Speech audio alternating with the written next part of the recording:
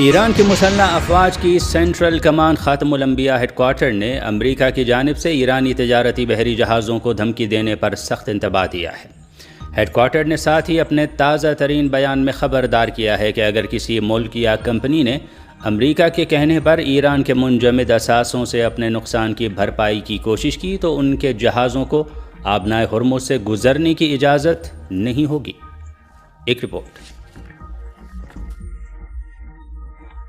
ایران کی مسلح افواج کی سینٹرل کمان خاتم الانبیاء ہیڈ کوارٹر نے امریکہ کو سخت الفاظ میں خبردار کرتے ہوئے کہا ہے کہ ایرانی تجارتی اور تیل بردار بحری جہازوں کو دھمکانے یا ان کی نقل و حرکت میں رکاوٹ ڈالنے کی کسی بھی کوشش کو خطے میں جنگ کے دائرہ کار کو بڑھانے کے مترادف سمجھا جائے گا اور ایران کی مسلح افواج اس کا بھرپور اور فوری جواب دیں گی۔ ارنا کے مطابق مسلح افواج کی سینٹرل کمان خاتم الانبیاء ہیڈ کوارٹر نے اپنے بیان میں کہا کہ امریکہ خطے میں بدامنی پھیلانے اور ایران کے خلاف غیر قانونی بحری محاصرے کی پالیسی کو آگے بڑھاتے ہوئے گزشتہ 3 روز کے دوران ایران کے ساحلی اور علاقائی پانیوں میں موجود ایرانی تجارتی بحری جہازوں اور آئل ٹینکروں کو دھمکانے کی کوشش کر رہا ہے۔ بیان میں کہا گیا ہے کہ امریکی اقدامات بین الاقوامی قوانین اور سمندری آزادی کے اصولوں کے منافی ہیں اور ان کا مقصد خطے میں کشیدگی کو مزید بڑھانا ہے۔ ایرانی فوجی قیادت نے واضح کیا ہے کہ ایسے اقدامات نہ صرف اشتعال انگیز ہیں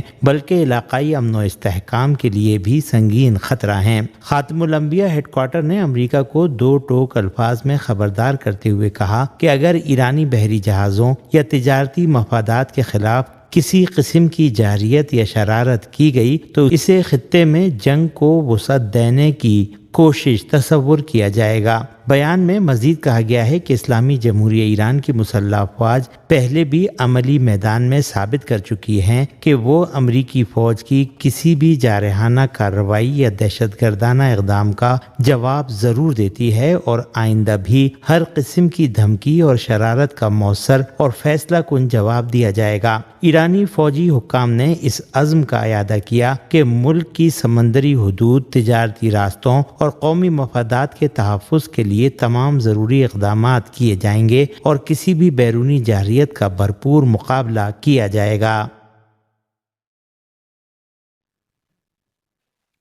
روسی ایوان صدر کے ترجمان نے بحیرہ خزر میں ایرانی بحری جہاز پر یوکرین کے حملے پر تبصرہ کرتے ہوئے کہا ہے کہ ایران ایک آزاد ملک ہے جو اپنے حقوق کا دفاع کرنے کی بھرپور صلاحیت رکھتا ہے۔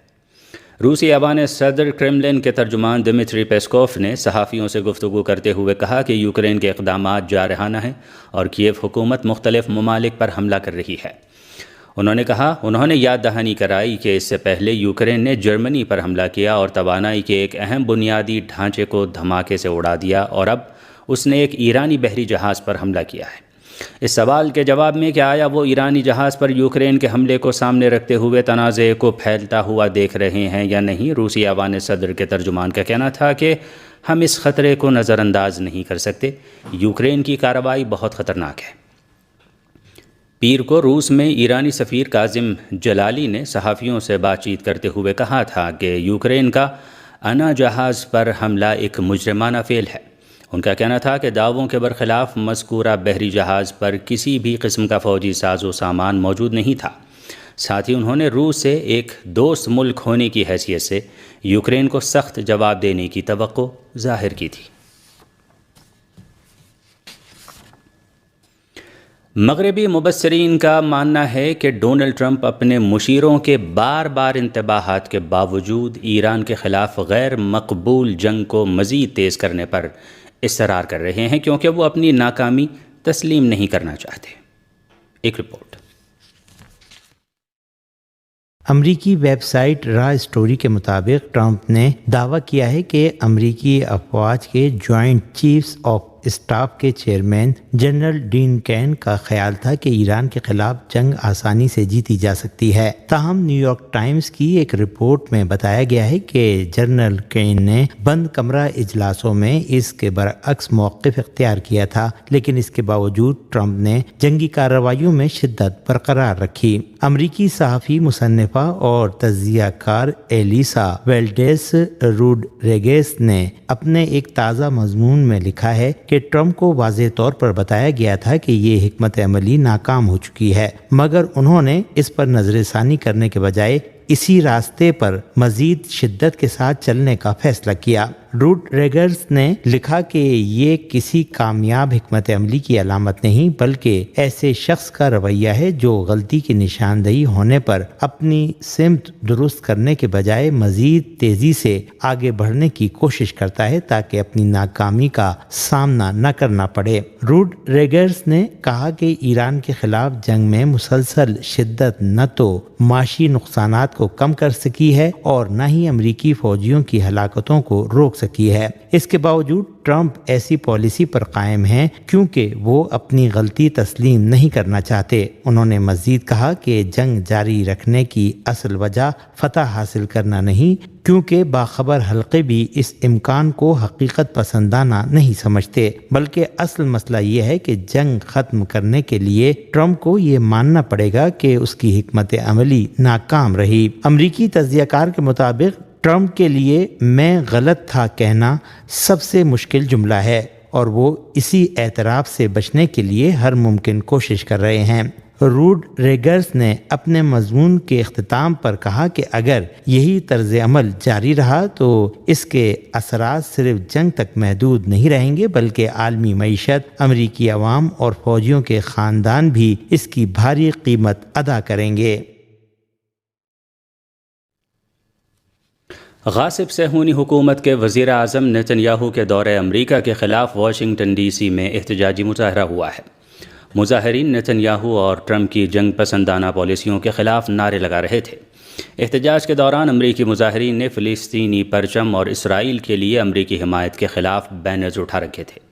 مظاہرین نے امریکی حکومت سے مطالبہ کیا کہ وہ عالمی فوجداری عدالت کے وارنٹ پر عمل کرتے ہوئے نیتن یاہو کو گرفتار کرے۔ واضح رہے کہ بین الاقوامی فوجداری عدالت نے صہیونی وزیر اعظم نیتن یاہو کے وارنٹ گرفتاری جاری کیے ہیں، تاہم امریکی صدر ڈونلڈ ٹرمپ نے انہیں دورہ امریکہ کے موقع پر گرفتار نہ ہونے کا اطمینان دلایا ہے۔ اربعین امام حسین علیہ السلام کے پیش نظر زائرین کی رفت و آمد کے درمیان ایران کی جذابہ سرحدی گزرگاہ پر بچوں نے اکٹھا ہو کر شہداء، خاص طور پر میناب کے معصوم بچوں اور رہبر شہید کو خراج عقیدت پیش کیا اور تصاویر کے ذریعے امریکی صہیونی مظالم کے خلاف آواز بلند کی۔ سرحدی گزرگاہ پر موجود بچوں اور نوجوانوں نے میناب کے شجر طیبہ پرائمری اسکول کے شہید ہونے والے بچوں کی یاد میں پینٹنگ اسٹال لگایا، جس کے ذریعے شہید بچوں اور شہید رہبر کی یاد کو عقیدت و احترام کے ساتھ تازہ کیا گیا۔ اس موقع پر بچوں نے مختلف موضوعات پر خوبصورت تصاویر بنائیں، جن میں معصوم شہداء کی قربانیوں، ظلم کے خلاف مزاحمت اور آزادی کے پیغام کو نمایاں کیا گیا۔ ننھے فنکاروں نے اپنے جذبات کو رنگ اور فن کے ذریعے پیش کرتے ہوئے امریکی اور صہیونی جارحیت اور مظالم کے خلاف شدید نفرت اور غم و غصے کا اظہار کیا۔ منتظمین کے مطابق اس ثقافتی پروگرام کا مقصد نئی نسل کو شہداء کی قربانیوں سے روشناس کرانا، ان میں ایثار، استقامت اور حق کے دفاع کا جذبہ بیدار کرنا اور فن کے ذریعے انسانی اقدار کو فروغ دینا ہے۔ شرکاء نے شہداء کی یاد اور ان کے مشن کو ہمیشہ زندہ رکھنے اور مظلوموں کی حمایت کی آواز ہر ممکن انداز میں بلند کرنے کے عزم کا بھی اعادہ کیا۔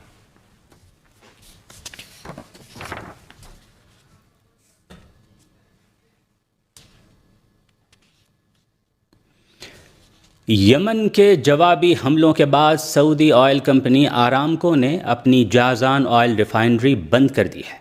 سعودی عرب کی سرکاری تیل کمپنی آرامکو نے یمن کی مسلح افواج کے حالیہ جوابی حملوں کے بعد جازان آئل ریفائنری عارضی طور پر بند کر دی ہے۔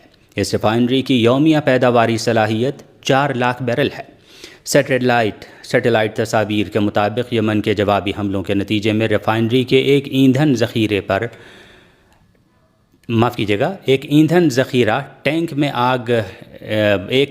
ذخیرے میں آگ بھڑک اٹھی، جس کے بعد علاقے سے دھوئیں کے گہرے بادل اٹھتے دکھائی دیے۔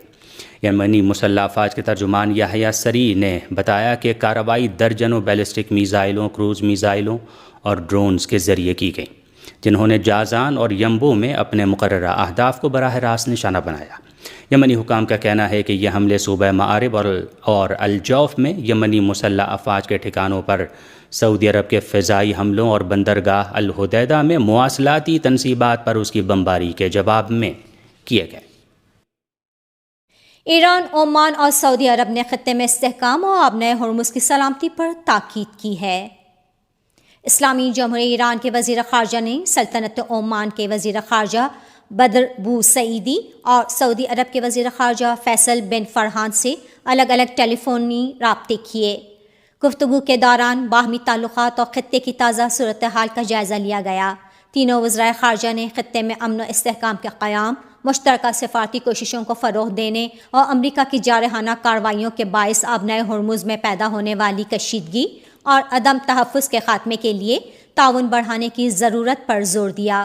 اسی طرح دوسری جانب ایران کے قانونی اور بین الاقوامی امور میں ایران کے نائب وزیر خارجہ کاظم غریب آبادی نے اپنے ایک بیان میں کہا ہے کہ امریکہ کی کارروائیوں کے بعد آبنائے ہرمز بند ہونے پر عمان میں مذاکرات منعقد ہوئے تھے۔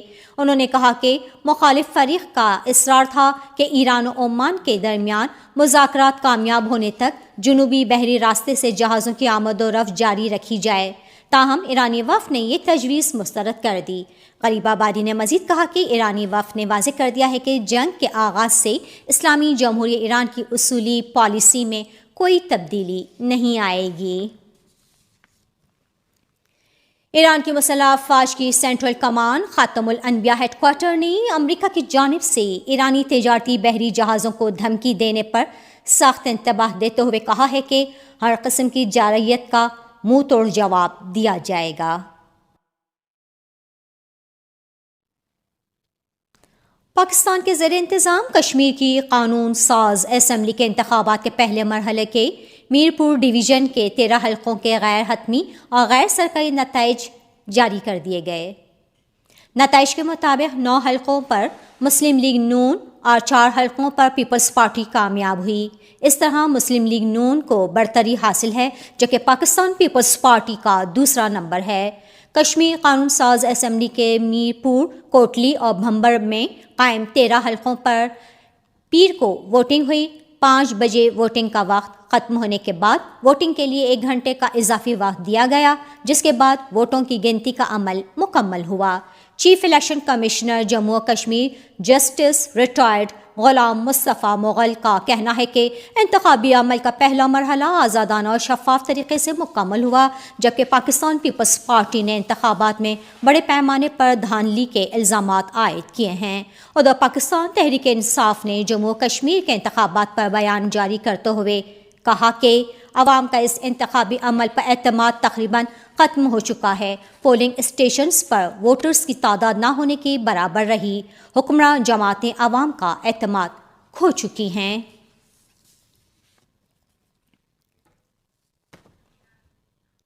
قدس کی غاصب اور جابر صہیونی حکومت نے آج ایک مرتبہ پھر جنگ بندی کی خلاف ورزی کرتے ہوئے جنوبی لبنان پر حملہ کیا۔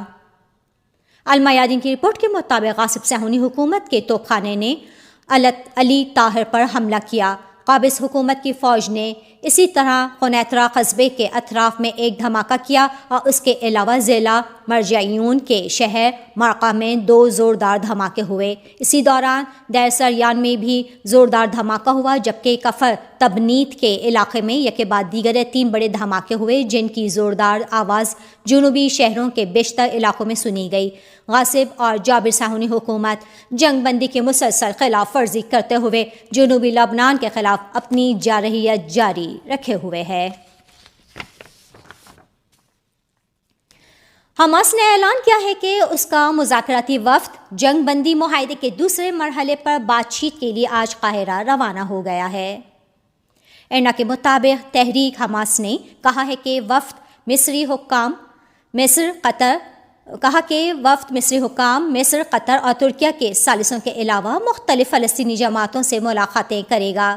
مذاکرات کا مقصد جنگ بندی کو مستحکم بنانا، شرم الشیخ اجلاس میں طے شدہ تمام وعدوں خصوصاً غزہ کی انسانی صورتحال سے متعلق نکات پر عمل درآمد یقینی بنانا اور معاہدے کے دوسرے مرحلے پر پیش رفت کرنا ہے۔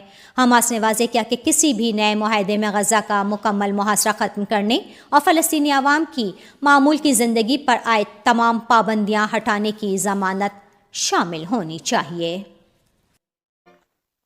جاپان کے علاقے کیوشو میں ایک انتہائی طاقتور زلزلہ آیا ہے۔ جاپان کے محکمہ موسمیات نے علاقے میں سونامی سے متعلق ہدایات جاری کی ہیں۔ کوماموتو پریفیکچر میں منگل کی شام 4:27 پر میگنیٹیوڈ 7.1 کا زلزلہ آیا تھا۔ جاپانی زلزلہ پیما پر اس کا ارتعاش 7 تھا، جو بلند ترین سطح ہے۔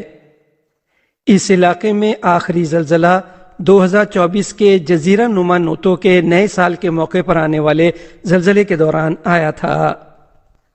کیوشو الیکٹرک پاور کمپنی نے کہا ہے کہ اسے ساگا پریفیکچر کے گینگائی جوہری بجلی گھر یا کاگوشیما پریفیکچر کے سیندائی جوہری پاور اسٹیشن میں ابھی تک کوئی خرابی نہیں ملی ہے۔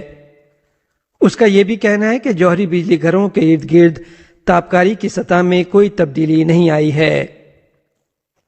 کیوشو ریلوے کمپنی کا کہنا ہے کہ زلزلے کی وجہ سے کیوشو شینکانسین سمیت اس کی تمام ٹرینوں پر خدمات معطل کر دی گئی ہیں۔ جاپان کے محکمہ موسمیات نے بحیرہ آریاکے اور یاسوشیرو کے ساحلی علاقوں کے لیے جاری کردہ سونامی احتیاطی ہدایات منگل کی شام 6:10 پر ختم کر دی ہیں۔ برطانیہ کے نئے وزیر اعظم اینڈی برنہم نے یوکرین کے لیے اپنی بھرپور حمایت کا عندیہ دیا ہے۔ انہوں نے وزارت عظمیٰ سنبھالنے کے بعد یوکرین کے صدر ولودیمیر زیلنسکی سے پہلی بار ملاقات کی۔ پورٹس ماؤتھ میں پیر کے روز ایک بحری اڈے پر خطاب کرتے ہوئے برنہم نے یوکرین کے لیے برطانیہ کی حمایت پر زور دیتے ہوئے کہا، ہم یوکرین کے ساتھ 100% ہیں۔ میں ذاتی طور پر 100% آپ کے ساتھ ہوں جناب صدر، اور میں برطانیہ کے یوکرین کے ساتھ کیے گئے ہر وعدے کا مکمل احترام کروں گا۔ برنہم نے یہ بھی کہا کہ وہ ایک نئے برطانوی برقیاتی جنگی نظام کے لیے دانشورانہ حقوق کا اشتراک کرنے کا ارادہ رکھتے ہیں۔ انہوں نے کہا کہ اس سے کیف کو اپنے اہداف کو نشانہ بنانے اور یوکرینی باشندوں کی جانیں بچانے میں مدد ملے گی۔ حکومت کا کہنا ہے کہ یہ نظام گولی کے سائز کے الیکٹرانک جیمرز استعمال کرتا ہے جو روسی فضائی دفاعی نظام کو ان ڈرونز کا پتہ لگانے سے روک سکتا ہے جو اس نظام سے منسلک ہیں۔ اس نے کہا کہ تکنیکی معلومات کے اس تبادلے سے یوکرین خود بڑے پیمانے پر آلات تیار کر سکے گا۔ زیلنسکی منگل کے روز وائٹ ہاؤس میں امریکی صدر ڈونلڈ ٹرمپ سے ملاقات کرنے والے ہیں۔ امریکی صدر ڈونلڈ ٹرمپ تقریباً 2 ہفتوں تک حملوں کے تبادلے کے بعد ایران کے خلاف فضائی حملے روک رہے ہیں۔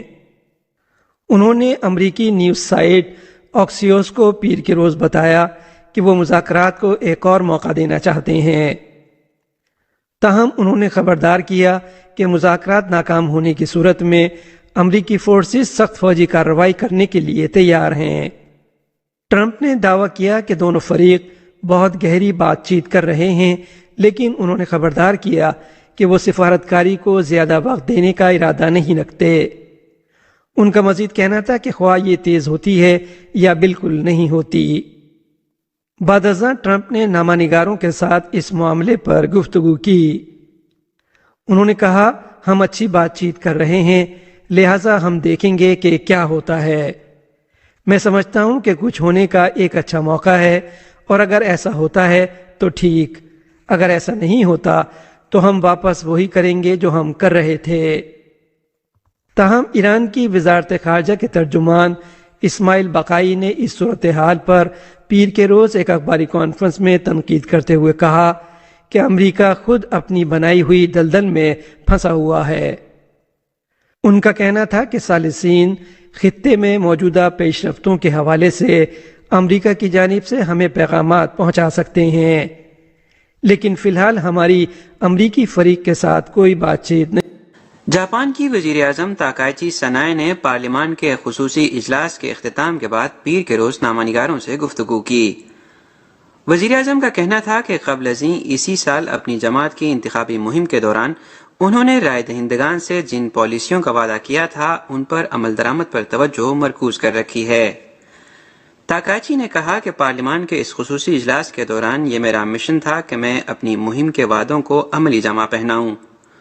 حکومت کی طرف سے پیش کیے گئے تمام 64 مسودہ قوانین حالیہ اجلاس کے دوران منظور کیے گئے، جن میں قومی خفیہ معلومات کونسل کی تشکیل کا قانون اور نظر ثانی شدہ ایوان شاہی قانون شامل ہیں۔ تاکاچی نے اس بارے میں بھی گفتگو کی کہ ان کی انتظامیہ ین کی گرتی ہوئی قدر اور روزمرہ زندگی کی بڑھتی ہوئی لاگت سے متعلق شکایات سے کس طرح نمٹنے کا منصوبہ رکھتی ہے۔ انہوں نے کہا، ہمیں معاشی نمو اور مالیاتی نظم و ضبط میں سے کسی ایک کا انتخاب کرنے کی ضرورت نہیں ہے، ہم دونوں حاصل کر سکتے ہیں۔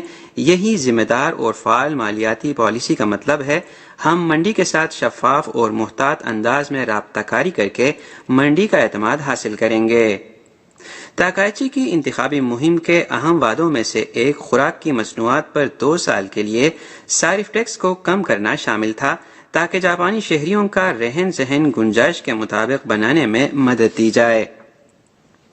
یہ معاملہ اب غیر جانبدار قومی کونسل کے عملی سطح کے اجلاس میں زیر بحث ہے۔ تاکاچی نے کہا کہ انہیں توقع ہے کہ بات چیت جلد ہی کسی نتیجے پر پہنچ جائے گی۔